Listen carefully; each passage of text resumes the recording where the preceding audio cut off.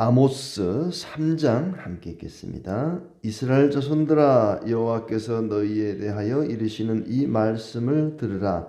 애굽 땅에서 인도하여 올리신 모든 족속에 대하여 이르시기를 내가 땅의 모든 족속 가운데 너희만을 알았나니 그러므로 내가 너희 모든 죄악을 너희에게 보응하리라 하셨나니 두 사람이 뜻이 같지 않은데 어찌 동행하겠으며 사자가 움킨 것이 없는데 어찌 수풀에서 부르짖겠으며 젊은 사자가 잡은 것이 없는데 어찌 굴에서 소리를 내겠느냐. 덫을 땅에 놓지 않았는데 새가 어찌 거기 치이겠으며 잡힌 것이 없는데 덫이 어찌 땅에서 튀겠느냐. 너 성읍에서 나팔이 울리는데 백성이 어찌 두려워하지 아니하겠으며 여호와의 행하심이 없는데 재앙이 어찌 성읍에 임하겠느냐. 주 여호와께서는 자기의 비밀을 그 종 선지자들에게 보이지 아니하시고는 결코 행하심이 없으시리이다.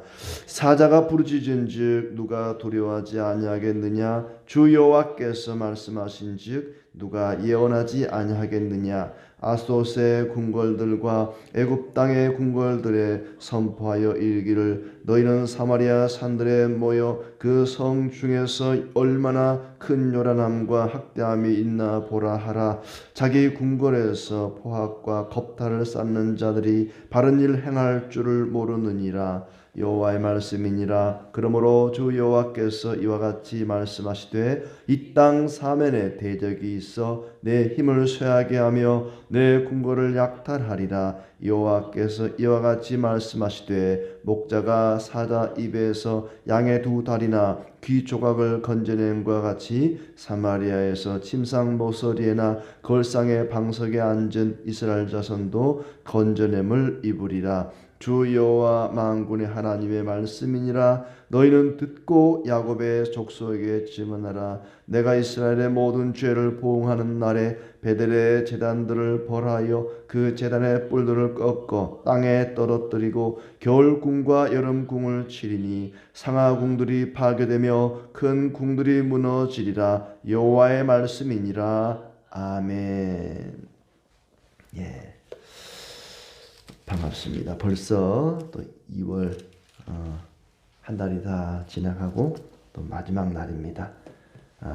또 새롭게 시작되는 3월에도 하나님의 큰 은혜가 있기를 축복합니다. 그 아모스라는 사람 우리가 또 자주 들어보지만 그러면서도 생소한 말씀인데, 이 아모스는 목자였는데 하나님의 선지자로 부름을 받고 하나님 말씀을 전하는 역할을 하게 되었습니다. 그런데 그가 말씀을 전하자 사람들이, 주민들이 말씀을 전하지 못하게 했죠. 2장 12절에 보면 너희가 나실 사람으로 포도주를 마시게 하며 또 선지자에게 명령하여 예언하지 말라 하였느니라. 이 선지자가 바로 자기 자신을 가리키는 것으로 그렇게 추정이 됩니다. 선지자에게 예언하지 말라, 하나님 말씀 전하지 말라. 왜냐하면 이스라엘 백성들에게, 북이스라엘 백성들에게 하나님이 너희를 진노하사 너희를 심판하실 것이다, 불태워버릴 것이다. 자꾸 그런 얘기를 하니까 우리는 네 말을 믿을 수가 없다. 하나님이 우리를 얼마나 사랑하시는데 우리에게 진노를 내리시겠느냐. 하나님이 우리를 얼마나 귀하게 여기는데, 우리는 아브라함의 자손들이야. 우리에게 율법이 있어. 우리는 성전도 있고 우리에게 말씀을 가르치는 선지자도 있고 우리가 하나님 섬기는데 돕는 나실인도 있어. 네가 뭔데 우리한테 하나님의 진노 운운하느냐. 입 닥쳐라. 조용히 해라. 우린 네 말을 믿을 수가 없다. 이렇게 얘기하니까 아모스가 왜 내가 하나님 말씀을 전할 수밖에 없는지, 그 말씀을 전하는 정당성을 이야기하고, 또 9절부터는 왜 하나님이 당신들을 심판하시는지, 하나님이 이스라엘을 심판하시는 이유를 이야기합니다. 자신이 말씀을 전하는 이유와 하나님이 그들에게 진노와 심판을 내리시는 이유를 이야기하고 있습니다. 그게 3장의 내용입니다. 1절에 보시면 이 말씀을 들으라 이렇게 시작을 합니다. 여호와께서 너희에 대하여 이르시는 이 말씀을 들으라. 하나님 말씀을 들으라. 그들의 질문에 대한 대답이죠. 입 닥쳐라. 예언하지 말라. 네가 뭔데 우리에게 그런 여호와의 말씀을 전하느냐? 네가 하는 말이 하나님 말씀이라는 것을 우리는 믿을 수가 없다. 하나님이 우리에게 진노하신다고 하는 너의 말을 믿을 수가 없다. 라고 하는 질문에 대해서 이제 대답을 합니다. 이스라엘에게 말씀하시기를 내가 너희만 알았다. 너희만 알았다. 내가 너희만 알았나니 하나님이 너희를 사랑한 거 맞다. 하나님이 이스라엘을 사랑하시는 거 맞다. 하나님이 너희만 알았다. 하나님이 우리만 아셨다. 내가 너만 알아. 여러 사람 가운데 특별히 잘해주고 또 특별히 나 너만 알아. 너만 사랑한다는 얘기죠. 하나님이 여러 민족 가운데 이스라엘만 알았다. 이스라엘만 사랑했다는 얘기입니다. 맞다. 너희만 알았다. 그런데 너희를 사랑한 거 맞긴 맞지만 내가 너희 모든 죄악을 너에게 보응하리라. 너희 모든 죄악을 보응하리라. 너희를 사랑한 건 맞긴 맞는데 너희만 알긴 알았는데 그러나 너희가 범죄해서 징벌을 받는 것이다. 너희를 사랑한 건 맞지만 그러나 사랑하는 것만큼 너희의 범죄에 대해서 징벌하시는 거다. 사랑을 안 하면 징계도 안 한다 그랬죠. 내가 어떤 사람을 사랑하지 않는데 그 사람이 무슨 뭐 바람을 피우든 무슨 태풍을 일으키든 그 내가 미워할 필요가 뭐 있겠어요? 나하고 아무 상관없는 사람인데 사랑하니까 그들이 우상 숭배하고 다른 신을 앞에 가서 제물을 드리고 이게 기분 나쁜 거죠. 사랑하는 만큼 징벌도 큰 겁니다. 내가 너희를 사랑한 건 맞지만 너희가 범죄한 거에 대해서는 징벌할 수밖에 없다. 3절에도 이제 왜 그 이야기를 하나님이 나에게 말씀을 주셨기 때문에 내가 말씀하는 거다. 이 얘기를 여러 가지로 비유로 이야기합니다. 두 사람이 뜻이 같지 않은데 어찌 동행하겠으며 손뼉도 마주쳐야 소리가 난다 하는 것처럼 두 사람이 뜻이 같지 않은데 어찌 동행하겠느냐. 사자가 움킨 것이 없는데 어찌 부르짖겠으며 동굴에서 소리를 내겠느냐. 뭔가 사자가 움켜 잡은 것이 있기 때문에 소리를 낸다는 거죠. 사자가 수풀이나 동굴에서 막 소리를 지르는데 아무것도 움켜 잡은 것이 없는데 혼자 가만히 으르렁거리진 않는다는 거죠. 뭔가 움켜 잡은 것이 있기 때문에 소리를 지르는 것처럼 지금 아모스는 뭔가 붙잡은 것이 있기 때문에 사자가 으르렁거리는 것처럼 애를 태우면서 부르짖는다는 것입니다. 내가 아무것도 없는데 지금 하나님 말씀이라고 외치겠느냐. 내가 뭔가를 붙잡았기 때문에 나는 지금 사자의 부르짖음처럼 이렇게 부르짖는 것이다. 하나님이 주신 것이 있기 때문에 예언을 하는 것이다. 아무것도 받지 않았는데 내가 소리를 지르겠느냐. 사자가 움켜쥔 것이 없는데 어찌 부르짖고 소리를 내겠느냐. 뭔가 움켜 잡은 게 있으니까 그런 거 아니겠느냐. 내가 가만히 하나님이 말씀을 주지도 않았는데 내가 부르짖겠느냐. 그러니까 내가 뭔가 말씀을 붙잡은 게 있기 때문에 애를 태우면서 이렇게 부르짖는 것이다. 덫을 놓지 않았는데 새가 어찌 치겠으며 잡힌 것이 없는데 어찌 땅에서 튀겠느냐. 같은 비유입니다. 새가 덫이 있기 때문에 치는 것이고 그 덫에 치였기 때문에 땅에 있던 덫이 툭 튀는 거죠. 덫이라는 것은 뭔가 사냥감이 딱 걸리면 땅에서 툭 튄단 말이죠. 이게 쥐덫이나 뭐 이렇게 덫이라는 게 있잖아요. 뭔가 잡힌 게 있으니까 튀는 거 아니겠느냐. 이 아모스에게도 뭔가 하나님의 말씀이 붙잡혔기 때문에 그에게 뭔가 붙잡혔기 때문에 지금 이렇게 튀인 것이 아니겠느냐. 나팔이 울리는데 어찌 두려워하지 않겠으며 여호와의 행하심이 없는데 어찌 재앙이 임하겠느냐. 하나님께서 뭔가 말씀하신 게 있기 때문에 내가 지금 이렇게 소리를 외치는 것이다.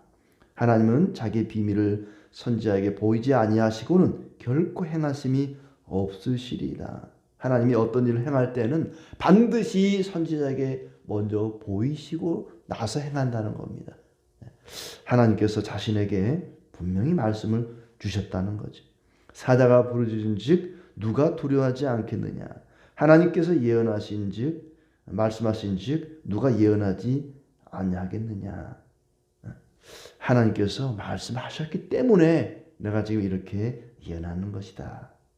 하나님이 말씀을 전하라고 주시면 예언하기 싫어도 어쩔 수 없이 해야 되는 경우가 있다는 것입니다. 하나님께서 주시는 말씀을 나는 전하지 않을 수가 없다. 하기 싫어도 해야 하는 것이 선지자다. 내가 멀쩡하게 욕 먹으려고 지금 이러는 줄 아느냐. 하나님이 나에게 말씀을 주셨기 때문에 나는 지금 이렇게 말하는 것이다. 이 아모스가 백성들 앞에서 예언하는 말씀을 전하는 이유가 하나님이 말씀을 주셨기 때문이다 라고 이야기를 합니다. 9절부터는 이스라엘이 왜 심판을 받는가, 사마리아에 쏟으실 진노에 대해서 이야기합니다. 사마리아는 북이스라엘의 수도죠. 사마리아 그럼 북이스라엘과 거의 동의어로 쓰입니다. 사마리아에 하나님이 진노를 쏟으겠다. 이 말은 북이스라엘을 하나님께서 심판하겠다는 말씀이죠. 아스돗과 애굽의 궁궐에게, 아스돗이라는 나라와 애굽의 나라, 이건 이제 사마리아가 아니죠. 그들의 궁궐을 향해서 사마리아에서 얼마나 큰 요란함과 학대함이 있는지 가서 외쳐라. 애굽 사람들이여, 아스돗 사람들이여, 와서 보십시오. 사마리아 성에 얼마나 큰 요란함과 학대함이 있는지 한번 보십시오. 아스돗이나 애굽도 이방의 나라고 이방의 도성이고 그들도 역시 악한 사람들인데 악한 사람들보다 더 악한 짓이 사마리아에서 지금 자행되고 있다는 것입니다. 와서 보십시오. 얼마나 큰 요란함과 학대함이 있는지 사마리아에. 9절에 너희는 사마리아 산들에 모여 사마리아에 와서 그 성중에서 얼마나 큰 요란함과 학대함이 있는지 한번 보십시오. 자기의 궁궐에서, 사마리아의 궁궐에서 포학과 겁탈을 쌓는 자들이, 사마리아 궁궐에서 포학과 겁탈로 재물을 많이 쌓아놓은 그런 사람들, 그들은 바른 일을 행할 줄을 모른다. 사마리아 궁궐에서 온갖 포악과 겁탈로 재물을 쌓아놓은 그들은 바른 일을 행할 줄을 모르느니라. 이 사마리아의 귀족들, 부자들, 또 권력자들, 그들이 자기들에게 주어진 권력과 부유함을 바르게 쓸 줄 모른다는 것입니다. 바른 일 행할 줄을 모르느니라. 포악과 겁탈로 자기 재물 쌓을 줄이나 알지 바른 일을 행할 줄을 모른다. 나눠줄 줄도 모르고 그 권력으로 정의를 행할 줄도 모르고. 그를 한번 보라는 것입니다. 권력자들이 또 부유한 자들이 그 권력과 부유함으로 더 많은 권력과 부를 쌓기 위해서 약한 자들을 겁탈하고 또 포악을 행하고 괴롭힌다는 얘기입니다. 사면의 대적이 있어서 너희 힘을 쇠하게 할 것이다. 너희 궁궐을 약탈할 것이다. 너희가 약한 자들을 약탈했느냐? 이제 너희의 대적들이 사면에서 와서 너희를 약탈할 것이다. 너희를 쇠하게 할 것이다. 그러니까 내가 가난한 자들을, 약한 자들을 겁박해서 많은 걸 약탈하고 빼앗아 모았잖아요. 그러면 하나님께서 다른 대적들을 통해 그것을 빼앗아 간다는 것입니다. 그렇게 하겠다는 얘기죠. 12절에 보면은 이런 말씀이 나오죠. 목자가 사자 입에서 양의 두 다리나 귀 조각을 건져낸 것 같이. 목자, 이 아모스는 목자였으니까 아마 그런 경험들이 있겠죠. 자기 양을 치는데 사자가 와서 양을 잡아간 거예요. 그 쫓아갔더니 이미 다 먹고 뭐가 남았어요? 두 다리나 귀 조각이 조금 남아있는 거예요. 사자 아가리에, 사자 입속에 다 집어삼키고 양의 두 다리나 귀 조각이 남았는데 그거라도 건져낸다는 거죠. 이 목자는. 그런 것처럼 사마리아에서 침상 모서리에나 걸상의 방석에 앉은 이스라엘 자손도 건져냄을 입으리라. 이 말은 뭐냐면 이스라엘도 다 삼킴을 당하고 대적들에게 다 삼킴을 당하고 겨우 침대 모퉁이의 그 나무 조각, 침상 모서리, 또 걸상 방석 정도나 건져낼 것이다. 그들이 침상에 누워 있고 방석에 앉아 있는데 대적들이 와서 그들을 삼키고 겨우 침대 모서리 조각, 방석 조각이나 건져낼 것이다. 마치 목자가 사자가리에서 양의 다리나 귀 조각 조금 건져내는 것처럼. 무슨 얘기입니까? 너희들이 약한 자들을 겁박하고 약탈했느냐? 너희도 대적들에게 그렇게 당하고 겨우 조금 귀퉁이, 귀 조각 정도 남고 집어삼킴을 당할 것이다. 사마리아가 약탈을 당해서 남는 것이 없을 것이다. 침대 모서리 조각, 방석 조각 남는다는 것은 대적들에게 사마리아가 망한다는 얘기지요.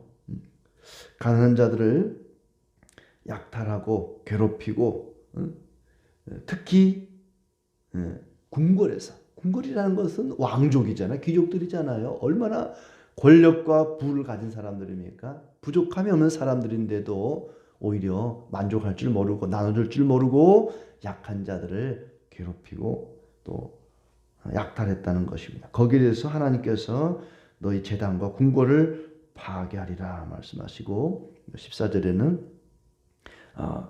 그 겨울궁과 여름궁, 겨울궁과 여름궁을 칠 것이다.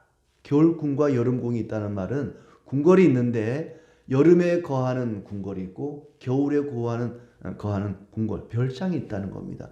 별장을 두고 산다는 거 부자죠. 안 부자인가요? 지금도 그렇죠. 나 어디 별장 있어. 여름에는 저 바닷가에 있는 별장에 가고 겨울에는 스키장 옆에 또 별장이 있어. 그런 얘기예요.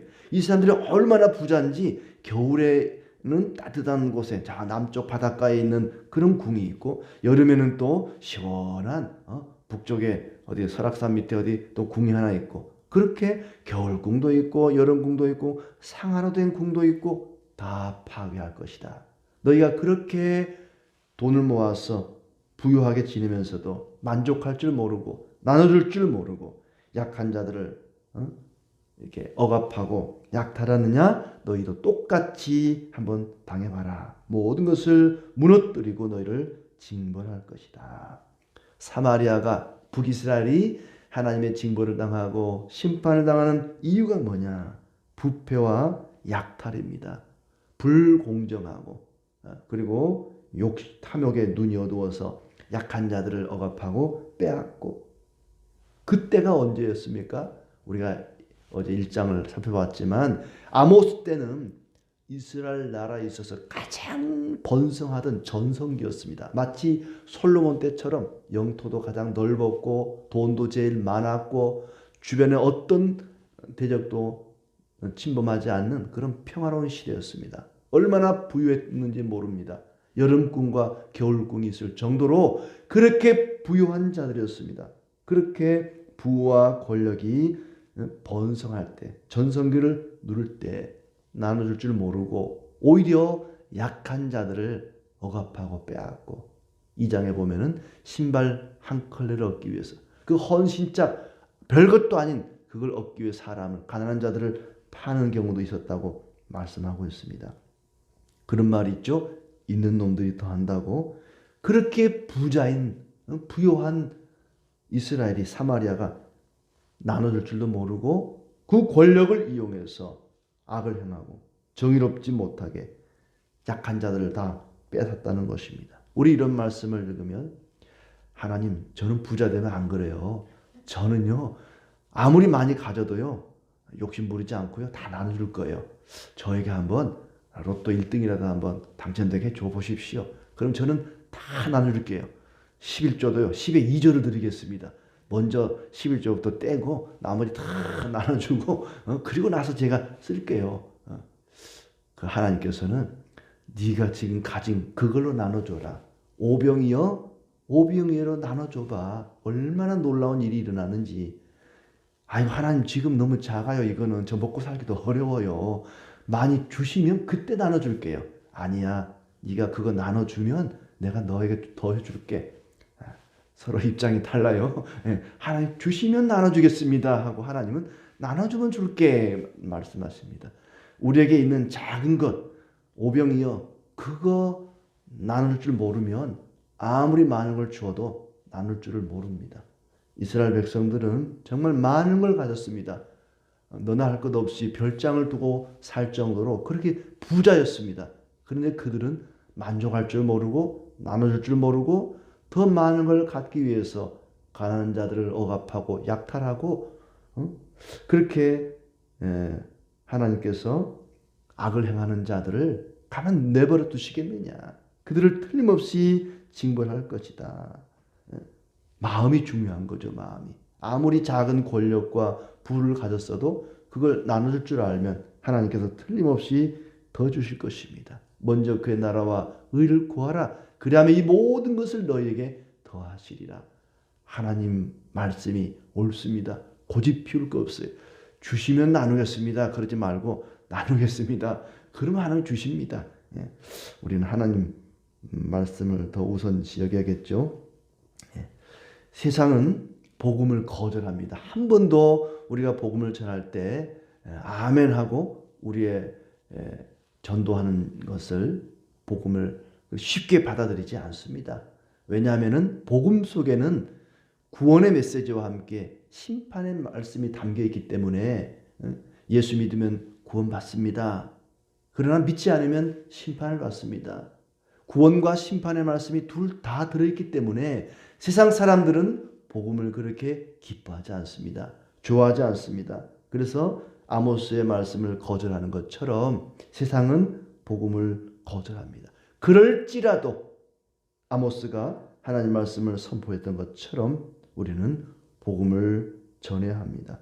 물론 무례하지 않게 또 친절을 베풀면서 사랑을 나누면서 그렇게 복음을 전할 때 우리가 그리스도의 편지요 그리스도의 향기가 되고 빛과 소금의 역할을 감당하는 것입니다. 아무리 강조해도 지나치지 않은 것이 복음을 전하라는 말씀입니다. 아모스는 예언을 하지 말라는 주변 사람들의 만류에도 불구하고 내가 움켜쥔 것이 있는데 어찌 가만히 있을 수 있겠느냐. 하나님이 나에게 말씀을 전하라고 주셨는데 어찌 내가 잠잠할 수 있겠느냐. 너희가 이 사람들이 잠잠하면 돌들이 소리를 지르게 하겠다는 주님의 말씀처럼 선지자들이 잠잠하기 때문에 목자를 들어서 말씀을 외치게 하지 않습니까? 그런 것처럼 우리가 복음을 전하지 않으면 그 일을 누가 하겠습니까? 어떤 일보다 값지고 거룩한 일이 복음을 전하는 일입니다. 누군가가 우리에게 잠잠하라, 조용해라, 시끄럽다, 입 닥치라고 말할지라도 우리는 끝까지 복음을 전하면서 하나님께 영광을 돌리고 거룩한 사명을 잘 감당해 가기를 진심으로 기대합니다.